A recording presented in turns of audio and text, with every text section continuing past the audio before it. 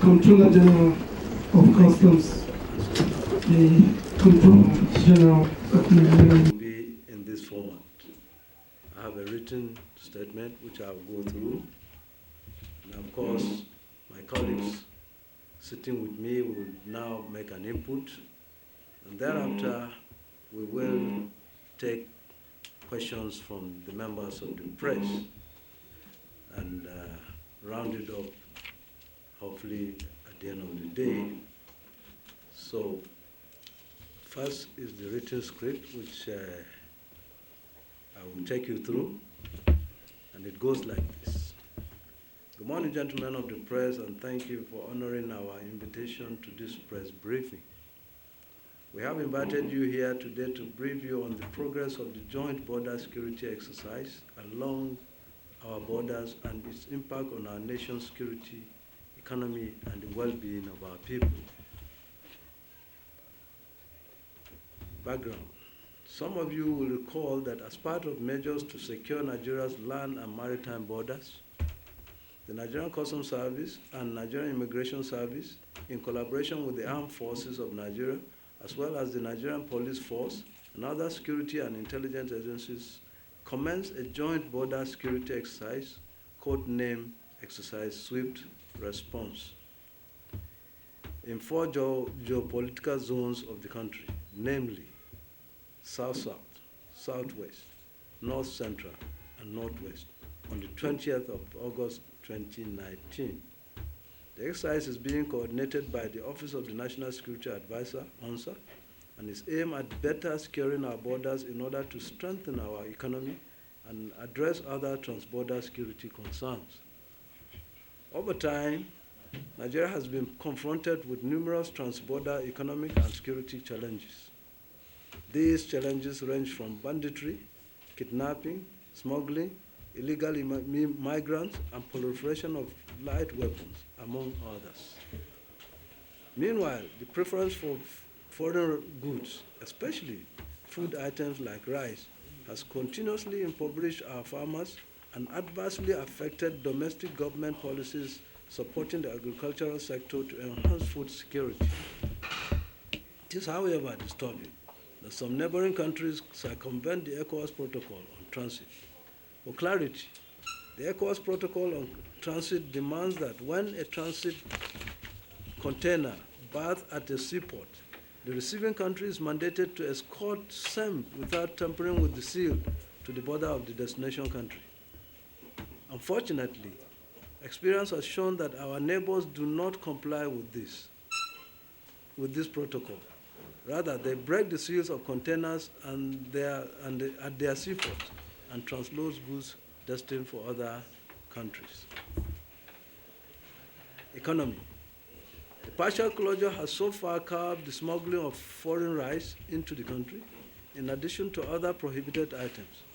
Our series of interactions and engagement with Rice Miller Association of Nigeria since the commencement of the exercise has shown that the border closure has enhanced more production and milling of Nigerian rice. Patronage of Nigerian rice has increased, and farmers are expanding their farms as well as engaging more hands. Furthermore, the border closure has impacted positively on revenue generation of the federal government, which in turn will be used to build more infrastructures, develop critical sectors of the nation's economy. The border exercise has also curbed diversion of petroleum products from Nigeria to neighboring countries. As it is, the last report is that our consumption of PMS, that's petroleum product, has reduced by 10.2%, 10.2 million liters, which then means that 10.2 million liters has continuously been smuggled to our neighboring countries. Also, the last report I received is that the market women who sells gari, amala, alubo, and other food items are now smiling to their banks because the influx of the foreign rice has hitherto continuously adversely affect their own market because the rice has become so cheap, it's available for everybody, and it has become a staple food on everybody's table. But now that the rice is beginning to be scarce, and only those who can afford can buy, now we are going back to our local and traditional food, which to us is a good news, because that's what we want. We want the economy to grow. We want everybody to be part of this economy. The money market that is being given is to encourage people like that, who sells gari, who sells alubo and other things, to be able to boost their own income. But with this rice, this had in the past become a problem. But now, thanks to the border closure, I think we are seeing an improvement on that side. The revenue also, that's what concerns the customs. I think our revenue, first and foremost, has not only increased, but we have now realized that our borders are only conduit for smuggling of items. They have not impacted on the revenue we collect on a daily basis or on a monthly basis, which then means that the borders that we operate are only conduit for smuggling of items into this country. Security. In the area of security, the ongoing exercise has recorded a number of seizures and arrests that will have had grave security consequences. So far, 317 suspected smugglers and 146 illegal migrants have been arrested. This, you can imagine. I'm sure my brother here will talk to you about the dangers of the migrants. If out of these 146, even if six are found to be terrorists or bandits or kidnappers, we would have succeeded in reducing their number by 6, not to talk of 146. So the closure of the border is therefore yielding results. Also, some items seized include 21,071 bags of 50 kg rice, of parboiled rice, 190 vehicles, 891 drums filled with PMS, 2,665 jerrycans of vegetable oil, 66,000-liter tanker of vegetable oil, 133 motorcycles, 70 jerrycans of PMS, and 131 bags of NPK fertilizer used for making explosives. This here too, if these have found their way into Nigeria, most of the explosives that the Boko Haram does comes from this product. And we have succeeded in intercepting 131 bags. That's huge to us when we look at it from the security angle. The estimated monetary value of the apprehended items is about 1.4 billion. So if we had allowed this smuggled into this country, that's how much the government would lose. Well, CG spoke more about goods. Let me make just additional comment about people. As you are aware, customs is responsible for human movement of goods. Immigration is responsible for movement of persons. This border drill, this operation coordinated by the Office of the National Security Advisor, also handles human mobility. As he said, we have a protocol. We are members of another citizenship. We are also citizens of ECOWAS. But as far as human mobility is concerned, the rule is what is being implemented today. I can say this operation approved by Mr. President enhances ECOWAS protocol. Many people would like to ask, what about ECOWAS protocol? ECOWAS protocol says very clearly, do not enter each other's country except you comply with many conditions. One, you must enter through a recognized port of entry. A recognized port of entry is a place where government has designated as a border control post, where there is immigration and custom. That's a simple translation. A point of entry into a country is a place where it has been defined there is an immigration and custom.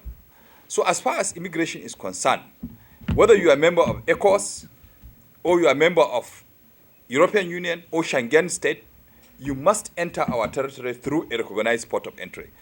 Before this operation, due to the nature of the contiguous borders we have, people enter and leave Nigeria through any port. And I'm glad to say that this operation has enhanced this entry and exit of persons. Similarly, the law is very clear. Do not enter except you have a travel document. For ECOWAS, the travel document is not necessarily a passport. It can be ECOWAS travel certificate or a card, which means that any person, whether a Nigerian or a non-Nigerian, cannot enter or leave Nigeria without a travel document. This operation has enhanced that. So we are very glad to state that this operation approved by Mr. President is enhancing the implementation of ECOWAS protocol. We have refused, the CGC mentioned 142 people. Our national, we have refused to depart. If you don't have travel document, we cannot allow you to leave Nigeria. So we return them back. But we have refused entry of 1,111 people who want to enter our territory, but because they don't have a travel document, we just turn them back. You must enter through recognized port and with the correct travel document. We have removed people who have already entered. 728 people have been removed, which is a great issue. But among the people who we have arrested people who are not even members of the ECOWAS at the border. We have arrested Pakistanis. We have arrested North Koreans at the borders, and those people are supposed to be deported. We have deported around 7 of them. 20 of them will be deported. We are getting for connection to make sure they reach North Korea. So it means they had taken advantage of the weak borders we have to enter Nigeria, even though they are not expected to enter. So we have arrested these people and we are deporting them. They have been banned for life, that they cannot come back to Nigeria for trying to enter Nigeria through an unrecognized port of entry. So my emphasis on this matter is that as long as we have illicit goods, we equally have illicit people. You are aware that the threat to national security is not only goods, are also people who are terrorists, who are bandits, who are kidnappers. And we are not saying we are the only kidnappers, but we are, or they are kidnappers, but we are stopping movement across the borders. You will agree with me that with the closure of the border, there has been reduction in a lot of banditry, kidnapping. It's very clear there has been reduction. So as far as we are concerned, the security of this country is also related to the movement of persons. We should continue, as I said, for immigration, we shall continue patrolling the borders and ensure people enter through the recognized port and depart through the recognized port without any exception, even if the drill is over. This is a thing we should continue to do. I would like to thank the Office of the National Security Advisor for allowing us to work as a team. We have a panel, we meet together, the heads. But this is the time when our staffs work hand to hand, shoulder to shoulder, operate together. If they arrest a human being, they hand the suspect to immigration. If goods are arrested, it's handed over to custom. I think this is a clear demonstration that Nigerian interest is great. But also I would like to state those who argue across the border that we have crossed borders, refused people movement. We are also doing the job for them. We are not allowing evil things to enter their territory. As I said, we have refused Nigerians from departing. There are a lot of Nigerians who travel by road trying to get to Libya. We are saving lives. So we have stopped many of them from traveling. So if we see drug crossing the border, custom, immigration, and the team will not allow it. So it is for the benefit of all the countries in the region. Whether it is Nigeria or Benin or Niger, it is for the benefit of all the countries. I would like to state that our men will continue to work together as a team to make sure Nigeria is made more prosperous and more safer. Thank you so much. Very big honor and rare privilege for me to speak after the two Controller Generals, because most times they cover most of the area that requires to be spoken on. However, I will briefly highlight that one aspect regarding the border operation is that border security is a critical aspect of our national interest, by extension, national security. And that is why the Office of the National Security Advisor deemed it absolutely necessary to coordinate this exercise and include all the intelligence and security, paramilitary, as well as the two lead agencies, the Customs and Immigration, to take care of this major security concern. One key aspect that so far we have realized that the exercise has continued to promote interagency cooperation and harmony and reduce a lot of animosity, just as expressed by the Controller General of Customs during his speech. And this is a critical aspect of our own training, because to attain professionalism in the kind of profession we are, we must continue to train jointly. And this is a classical example of a joint operation. Like he also mentioned, it's because of the composition of the participating agencies, it's more or less like a national security exercise. And like he also said, this is the first time we can say almost in the history of this country that such an exercise is taking place. And so, considering the fact that we come from different agencies and we have different doctrines and training guidelines, it's very important that we continue to interact with each other, and so that we understand the way we operate, and therefore strengthening our mutual cooperation. Also, it's a key aspect is that it affords the security agencies an advantage to be able to engage with the local populace. Engaging with the local populace is key for them to understand they are also major stakeholders when it comes to national security. And so the maxim that security is everybody's business applies, that border communities will definitely have a lot of information regarding what happens across the contiguous borders. And so therefore we must be able to engage with them constructively in order to ensure that we achieve success. Also, the participating agencies all have their varied rules of engagement, but the Office of the National Security Advisor has been able to synchronize all and give out specific guidelines regarding the rules of engagement for Operation Swift Response, and which is about making sure that it is the minimum amount of force that is necessary that should be applied, even in dealing with any security concern or threat across the borders. And like also mentioned, over time, statistics has shown that as we strive to address critically the economic and security concerns of smuggling and irregular migration, by extension, it has also reduced the scale of other transnational organized crimes like proliferation of small arms and light weapons, terrorist activities, as well as anti-banditry operations that have been going on. So I think this is something that we should all give credit to ourselves, not only to the participating security agencies, but also the members of the populace, because they have been very, very cooperative based on the reports we have been receiving expressly from the field. So on that note, I will want to conclude by thanking all of you. And one thing is to implore you to continue to cooperate with us and sensitize the populace of the importance of this exercise. Our doors are always open in case there are any reports you receive that you feel you need any clarification. The respective public relations officers, particularly those of the customs and immigration, I'm sure they are openly available for you to clarify before you go on into to propagate anything at the end of the day may require you to retract after confirmation. So once again, thank you very much and have a wonderful day.